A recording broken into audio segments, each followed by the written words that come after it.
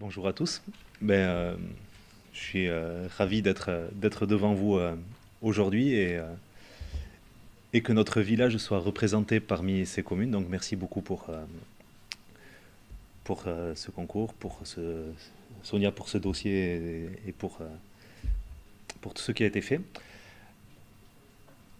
Moi, j'ai plusieurs casquettes en fait. La première, c'est celle d'être agriculteur, agronome et de travailler sur toutes les questions d'écologie. Alors, ce que vous avez évoqué tout à l'heure sur le carbone, sur la biodiversité, sur l'eau, tout ça, c'est des choses qui résonnent beaucoup pour moi. Ouais, il faut que je me baisse un peu. Ben, je me mets comme ça, c'est pas grave. Ok. Euh, et donc j'ai aussi la chance d'avoir été élu maire de cette petite commune qui s'appelle Bergueil-Villeneuve, qui est un tout petit village de 120 habitants. Et donc, ces questions d'aménagement, en fait, elles sont assez intéressantes à développer à l'échelle d'un territoire comme ça, c'est-à-dire pourquoi, dans quel but, qu'est-ce qu'on peut obtenir, et donc quelle programmation on peut mettre en place, sachant qu'on est vraiment sur des besoins en fait avec des échelles de temps qui sont assez décorrélées en fait de la vie réelle des gens, mais c'est aussi d'arriver, enfin comment formuler ça un peu différemment, c'est en fait essayer de planifier sur quelque chose qui va au-delà de l'échelle politique en fait et du temps d'un mandat d'élu. Et donc pour nous, ça c'était vraiment un enjeu important et planifier par rapport aux besoins des habitants. Et donc là, il y a beaucoup de choses qui ont été dites tout à l'heure sur des besoins de croissance, sur des besoins de développement, sur tout ça. Mais vraiment, nous, ce qui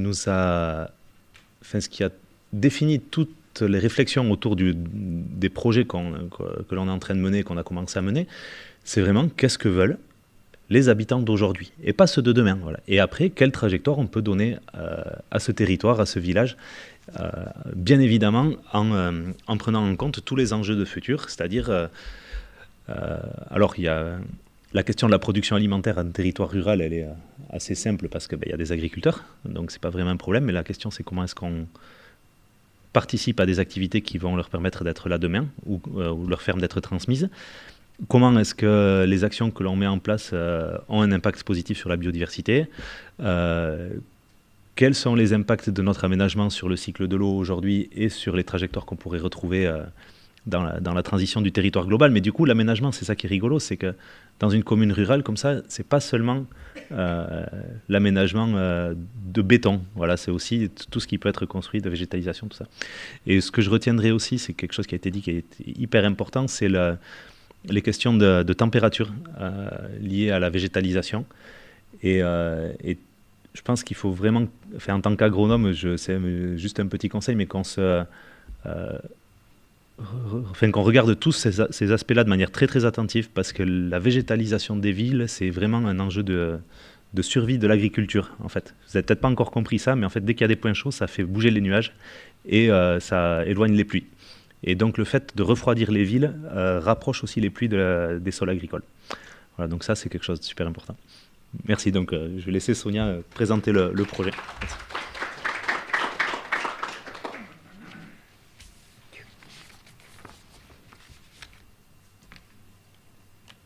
Alors, toi, tu étais le grand, moi, je suis trop petite. Donc, bon, avant tout, je tiens à vous rassurer, j'ai un accent à couper au couteau. Donc, si quelqu'un ne comprend pas, il suffit de lever la main et je recommence. Hein. Je suis donc Sonia Martin du Camp, présidente de TQO, et par ailleurs, architecte urbaniste. Donc, d'abord, je tiens à remercier Félix, parce que sans lui, on ne serait pas là en train de montrer le travail qu'on fait. TQO est une société coopérative d'intérêt collectif, un nouvel acteur. On mène avec Félix depuis presque un an et demi une réflexion sur son village, un petit village qui est vraiment qui est dans la côte basque. Et je dirais la démarche de TQO, c'est de se dire aujourd'hui que tout projet doit naître de désirs des habitants et des gens qui font les décisions. TQO est un collectif qui est composé de 24 membres ils sont tous du domaine de l'habitat, architectes, urbanistes, des gens qui sont sur la concertation, des paysagistes, et je vous en passe, vous les savez derrière. Mais sa valeur, vraiment, son innovation sociale par rapport à cette structure, c'est que le travail que nous faisons, il est basé sur le travail contributif de ses membres, puisque eux, ils contribuent à toutes nos réflexions et viennent en appui du travail de l'équipe opérationnelle. Berguel Villeneuve, en 2 mots, ça va trop vite pour moi. On peut essayer de faire des pauses, non? Je ne sais pas. Je ne pense pas que c'est un film, donc. Oui, c'est faux. Non. On va demander de passer votre film, mais si vous voulez, j'ai votre diaporama. Ah, si vous avez les diaporamas, ce serait beaucoup plus simple, s'il vous plaît. Oui, c'est peut-être mieux parce que ça va trop vite.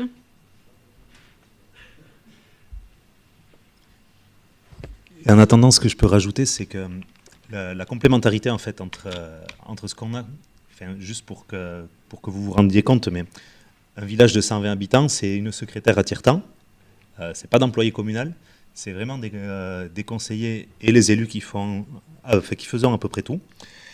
Et donc le bourbier administratif, parce qu'on peut l'appeler comme ça, de la recherche de subventions pour des projets et du développement, il est absolument impossible sans l'accompagnement de structures qui peuvent nous aider à ces définitions-là avec des schémas directeurs. Et c'est vraiment la plus-value que nous a apporté Tekio, c'est d'être capable à la fois de travailler sur ces histoires de concertation de que veulent les habitants et à la fois de ces réflexions autour de ok, ben là, il y a ce projet-là, là, il faut qu'on aille vite, enfin, cet appel à projet, donc vous voulez faire ça, on peut y répondre. Et c'est vraiment identifier les appels à projet, constituer tous les dossiers de réponse, et ça, pour nous, c'était vraiment hyper important. Alors, j'avais parlé de notre coopérative, hein, qui est, comme je disais, un acteur intermédiaire, hein, puisque les valeurs que nous portons, c'est les valeurs du logement social, bien évidemment. J'ai un passé de logement social depuis longtemps, mais c'est aussi le travail contributif de membres dont j'ai parlé tout à l'heure et la passion de mes salariés, 5 qui sont l'équipe de base. Donc, on travaille dans la côte basque et c'est un choix que dans les Pays basques, pardon, et c'est un choix que dans les petites communes du Pays basque. Bergueil, c'est la plus petite, mais ce n'est pas pour autant la plus facile. Donc, je passe en quelques slides, quelques mots sur les 2 villages. Hein. C'est un village qui est composé des 2 villages qui se sont réunis en 57. Il y a 70 ans. Et avec 2 formes urbaines différentes, parce que Bergueil, c'est plutôt un village avec une architecture très dense, typique, je dirais, basque. Et Villeneuve, c'est plutôt un hameau. Ça, c'est Bergueil. Le monsieur le maire a fait intervenir un artiste qui vient de refaire la façade de la mairie.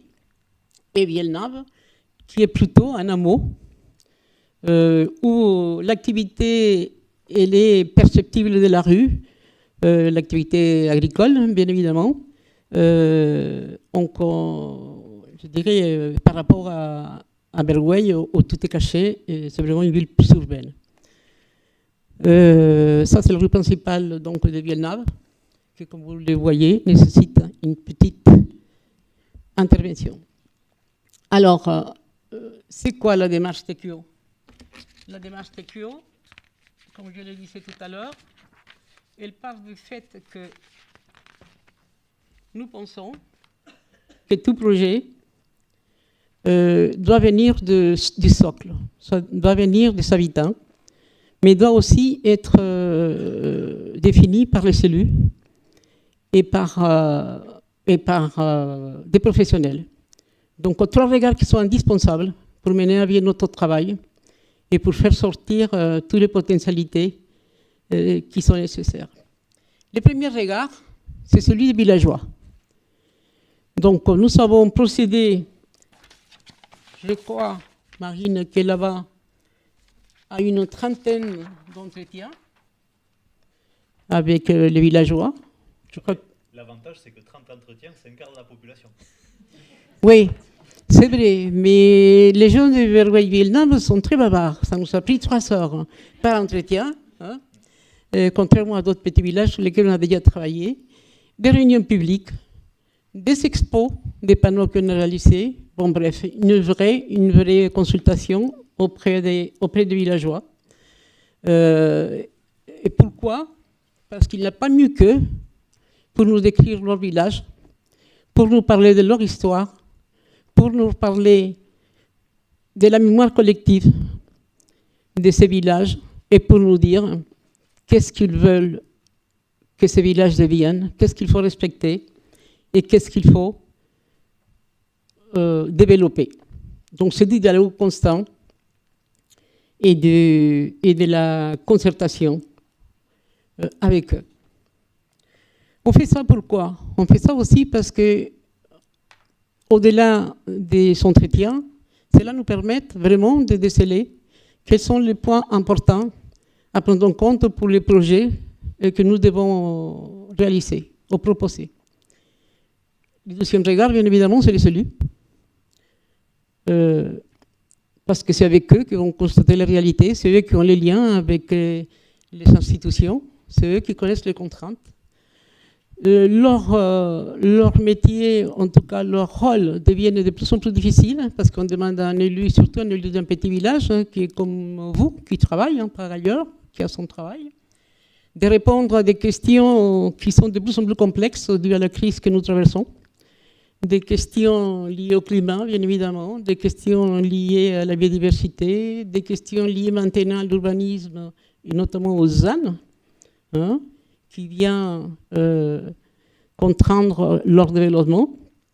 Donc, on l'a fait travailler avec nous sur tout les propositions qu'on a et toutes les potentialités qu'on a pu décider pour détecter avec eux, dessiner des directions à prendre en compte pour le développement.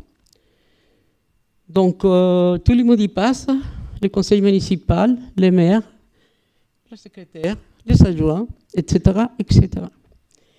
Le dernier regard, c'est le nôtre. C'est celui du TQO, avec ses 25 membres, tous, comme je le disais, qui sont dans les domaines de l'habitat, avec qui on parcourt, pour analyser, déjà fait une analyse urbaine des 2 villages, mais on parcourt aussi toute leur richesse, tout leur territoire, pour déceler les richesses naturelles, paysagères ou autres. Donc, c'est des balades, hein, ça peut être 1, 2, 3 balades avec tous ces mondes-là pour vraiment bien sentir les villages et son potentiel.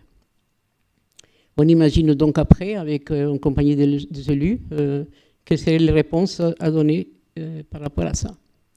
De ces entretiens, ce qui nous intéresse avec tout ce monde-là, c'est de faire émerger les axes, les principes fédérateurs de notre projet, des projets d'avenir. Parce que je ne l'ai pas dit au début, mais notre travail pour la mairie de Vergueil, c'est de faire une préfiguration de son développement économique et urbain et de proposer des actions dans le temps qui pourraient être faites demain, mais qui pourraient être faites aussi dans 10 ans ou de 15 ans et qui pourront aussi être revues en fonction de l'évolution des mœurs. Donc, parmi ces axes fédérateurs, et après toutes ces réunions-là, on a décelé 2 points qui étaient super importants. Le premier, c'est les aînés. Les aînés qui, à chaque entretien, parlaient de leur histoire collective, de leur mémoire, du fait de vouloir faire ressortir dans tout ce qui était, tout ce qui serait proposé, cette histoire, de ne pas la voir mourir. Mais pas seulement les aînés, mais aussi les jeunes qui nous ont parlé de la crainte qu'ils avaient de voir disparaître, comme il l'appelle, la tablette des aînés chaque année. Donc, comme disait Félix tout à l'heure, au fur et à mesure qu'on trouve des principes, on va chercher les façons de les faire, mieux les maîtriser, de mieux connaître. Et donc, la ville de Vergueil, Villeneuve, a été lauréat d'un appel à projet par la fondation, par les fonds, excusez-moi, j'arrive pas à lire, mais Le fonds des aînés rurales. Et donc pour un travail de recueil de la mémoire collective pour tracer en fait une espèce d'historique du village et de sa vie, de ses habitants, ce qui sert en fait de base aussi pour une espèce de fédéralisme autour d'une histoire commune sur les nouvelles générations. Et ensuite, l'autre projet qui a été sur lequel Tekio a réussi à nous faire être lauréat, c'est un atlas de la biodiversité par l'OFB, ce qui nous permet de caractériser l'ensemble de la biodiversité communale, parce qu'on a plein de sites vraiment exceptionnels, plus une agriculture qui est une agriculture très paysanne et très tournée vers l'activité biologique et tout ça, avec plus de la moitié des agriculteurs en bio. Et donc ces deux projets-là ont été vraiment très importants pour nous, parce que c'est vraiment des projets socles dans le traçage de la feuille de route et dans l'état des lieux de tout ça. Oui, tout à fait, merci. Oui, en effet. Donc, en même temps que nous réalisons cette étude, ce travail, nous menons en parallèle donc, ce travail sur l'acte de la biodiversité communale, mais aussi ce travail sur les aînés, qui seront les socles de notre développement, de notre proposition d'aménagement. Oui. Donc, je suis trop bavarde apparemment. Donc, on identifie, bien évidemment, avec tout ce travail, les lieux potentiels de développement de la commune, dans ces cas-là, la commune de Bergouaille, mais aussi la commune de Villeneuve. Et on propose, en fonction de ça, un plan de développement urbain qui va se traduire très rapidement pour des actions qui sont très précises. Le principal problème qu'il y a aujourd'hui entre les deux villages, c'est la rupture, bien évidemment, due à la départementale qu'il existe. Les actions qui sont aujourd'hui plus ou moins en cours concernent notamment la réhabilitation, parce que c'est par là que ça va passer aujourd'hui l'aménagement. Concernent aussi des liaisons 12 et concernent aussi la sensibilisation des habitants par rapport à la nature, à la biodiversité et à leur lieu de l'habitat. Donc, les premiers projets sortent. Nous avons la place de la mairie, sa renaturalisation, la mairie qui est en cours d'aménagement, la réalisation de tiers-lieux.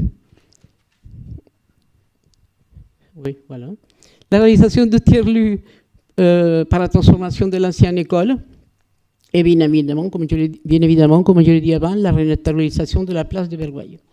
Ça, c'est les premiers. Les deuxièmes, ce qui était décelé par rapport au travail qu'on a fait avec les aînés, c'est la reconquête du corps historique. C'est là où ça s'est passé avant que le corps devienne la place de la mairie, avec une réhabilitation de cette maison, une des maisons les plus anciennes de Bergouaille, mais aussi avec une réserve foncière pour l'avenir, parce que dans les travaux que nous faisons aussi, il y a une stratégie de développement foncier qui est mise en place, pas seulement pour la construction de réalisations nouvelles, mais aussi pour la réhabilitation des logements.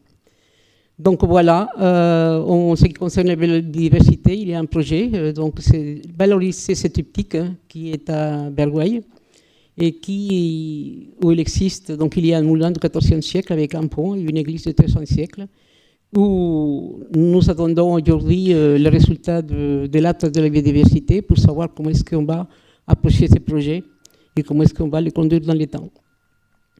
Et bien évidemment, la réhabilitation de cette rue, la transformation de cette rue avec la prise en compte du développement et de la biodiversité là-dedans. Merci beaucoup. Merci à tous.